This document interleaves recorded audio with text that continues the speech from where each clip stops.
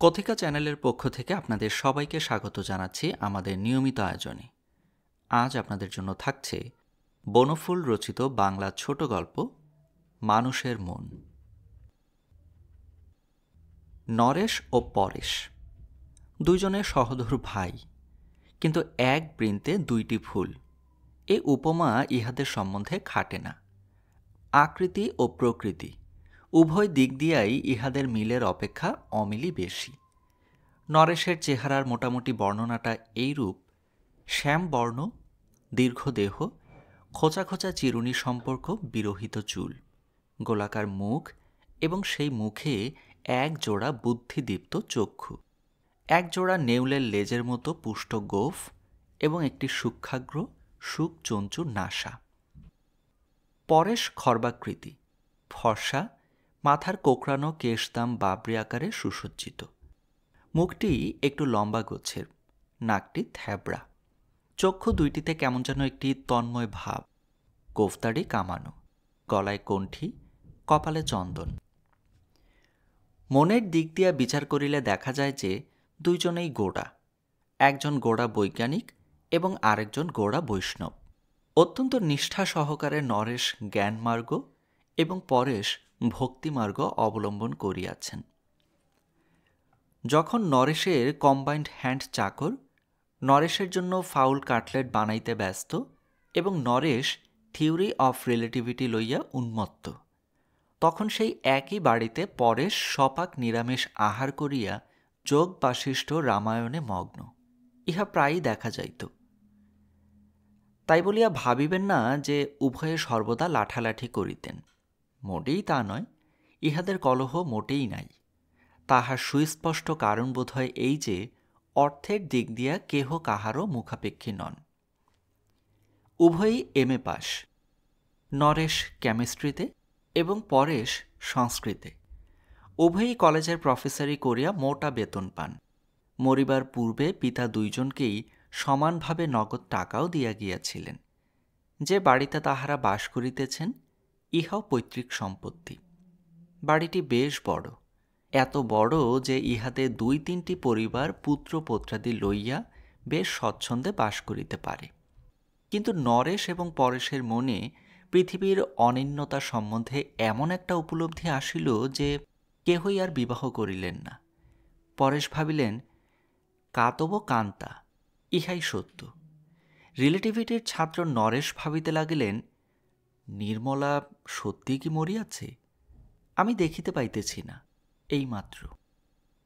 সুতরাং নরেশ ও পরেশ সহোদর হওয়া সত্ত্বেও, ভিন্ন প্রকৃতির হওয়া সত্ত্বেও একই বাড়িতে শান্তিতে বাস করেন। এক বিষয়ে কিন্তু উভয়ের মিলও ছিল। পল্টুকে উভয়ে ভালোবাসিতেন। পল্টু তপেশের পুত্র, নরেশ ও পরেশের ছোট ভাই তপেশ এলাহাবাদে চাকরি করিত। হঠাৎ একদিন কলেরা হইয়া তপেশ ও তপেশের স্ত্রী মনোরমা মারা গেল। টেলিগ্রামে আহুত নরেশ ও পরেশ গিয়া তাহাদের শেষ কথাগুলি মাত্র শুনিবার অবসর পাইলেন। তাহার মর্ম এই, আমরা চললাম, পল্টুকে তোমরা দেখো। পল্টুকে লইয়া নরেশ ও পরেশ কলিকাতা ফিরিয়া আসিলেন। তপেশের অংশে পৈতৃক কিছু টাকা ছিল।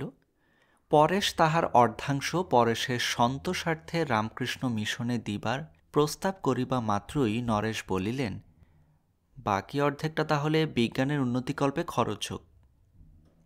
তাহাই হইল। পল্টুর ভবিষ্যৎ সম্বন্ধে তাহারা ভাবিলেন যে তাহারা নিজেরা যখন কেহই সংসারী নহেন, তখন পল্টুর আর ভাবনা কি। পল্টু নরেশ ও পরেশ উভয়ে নয়নের মণিরূপে বাড়িয়া উঠিতে লাগিল। নরেশ কিংবা পরেশ কেহই নিজের মতবাদ পল্টুর উপর ফলাইতে যাইতেন না। পল্টুর যখন যাহা অভিরুচি সে তাহাই করিত।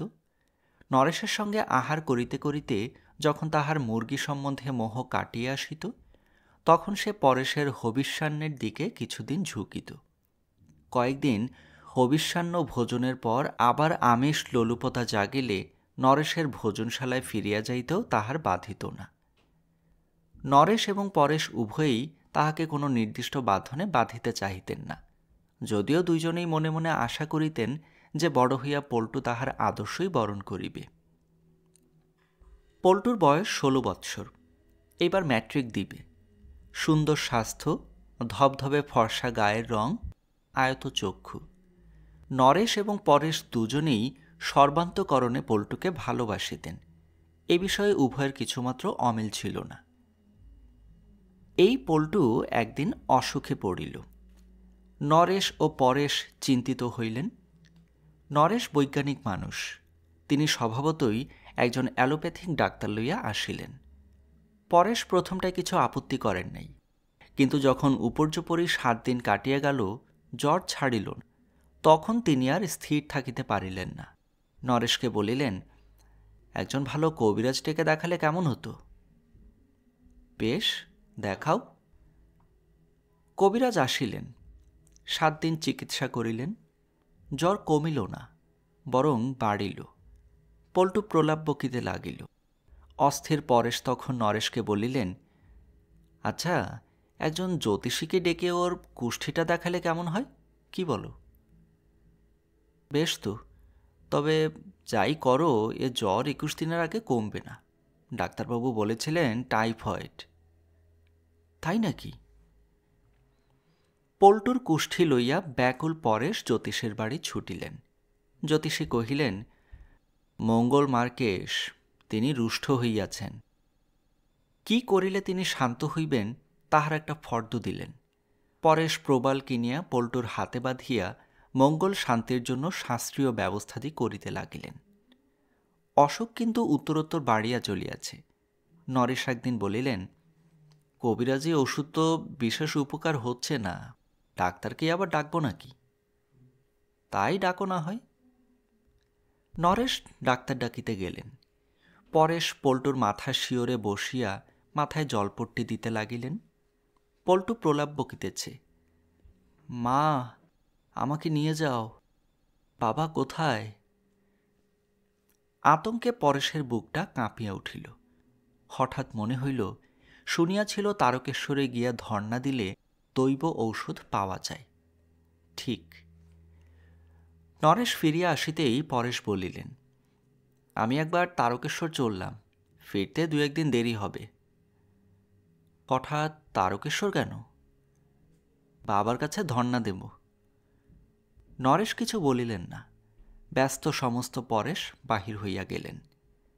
ডাক্তার পরীক্ষা করিয়া বলিলেন, বড় খারাপ টার্ন নিয়েছে। ডাক্তারের চিকিৎসা চলিতে লাগিল। 1 2 পরে পরেশ ফিরিলেন, হস্তে একটি ভাঁড়।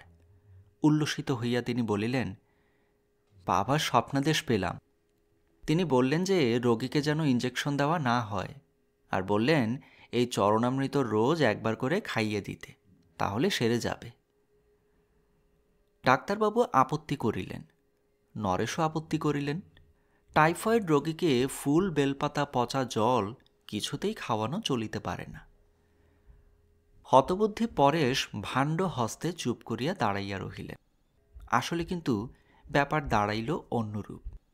পরেশের অগোচরে পল্টুকে ডাক্তারবাবু যথাবিধি ইঞ্জেকশন দিতে লাগিলেন এবং তাহাদের অগোচরে পরেশ লুকাইয়া পল্টুকে প্রত্যহ একটু চরণামৃত পান করাইতে লাগিলেন। কয়েকদিন চলিল, রোগের কিন্তু উপশম নাই। গভীর রাত্রি, হঠাৎ নরেশ পাশের ঘরে গিয়া পরেশকে জাগাইলেন। ডাক্তারবাবুকে একবার খবর দেওয়া দরকার, পল্টু কেমন যেন করছে। হ্যাঁ, বলো কি? পল্টুর তখন শ্বাস উঠিয়াছে। উন্মাদের মতো পরেশ ছুটিয়া নিচে নামিয়া গেলেন ডাক্তারকে ফোন করিতে। তাহার গলার স্বর শোনা যাইতে লাগিল। হ্যালো, শুনছেন ডাক্তারবাবু? হ্যালো, হ্যাঁ হ্যাঁ, আমার আর ইঞ্জেকশন দিতে আপত্তি নেই, বুঝলেন? হ্যালো, বুঝলেন, আপত্তি নেই, আপনি ইঞ্জেকশন নিয়ে শিগগির আসুন, আমার আপত্তি নেই, বুঝলেন? এদিকে নরেশ পাগলের মতো চরণামৃতের ভাঁড়টা পাড়িয়া চামচে করিয়া খানিকটা চরণামৃত লইয়া পল্টুকে সাধ্য সাধনা করিতেছেন। পল্টু, খাও, খাও তো বাবা, একবার খেয়ে নাও একটু। তাহার হাত থরথর করিয়া কাঁপিতেছে। চরণামৃত কষ বাহিয়া পড়িয়া গেল। গল্পের সমাপ্তি এখানেই।